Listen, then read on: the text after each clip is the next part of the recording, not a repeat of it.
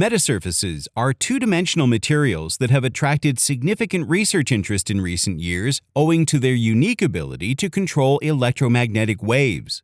They consist of arrays of meta-atoms, or artificial structures smaller than the wavelength, arranged in a precise pattern on a flat surface to modulate the phase of electromagnetic waves.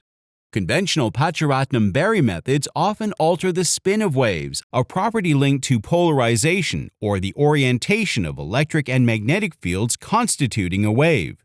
Maintaining spin states is, however, crucial for their practical applications, such as those in satellite communications for transmitting and receiving data. In a new study, Associate Professor Yang's research team at University of Technology Sydney productively collaborated with the engineering team at Nano Dimension to develop three-dimensional or 3D polarization-maintaining metasurfaces using a novel multimaterial additive manufacturing method.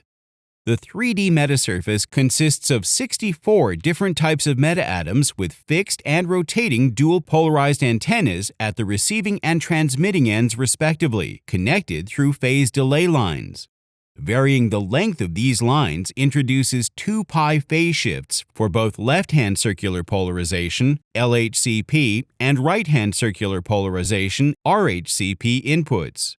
The two phase-shifting degrees of freedom can be combined to independently control the LHCP and RHCP wavefronts, while the output spin state remains the same as the input state. Furthermore, this novel design can be swiftly optimized using a pattern search-based algorithm. In the future, this multi-layer additive manufacturing approach can augment the development of polarization-maintaining metasurfaces with multi-layer configuration, which is impossible to achieve with traditional fabrication technologies. Ultimately, these 3D metasurfaces can revolutionize the development of next-generation high-speed microwave electronic devices.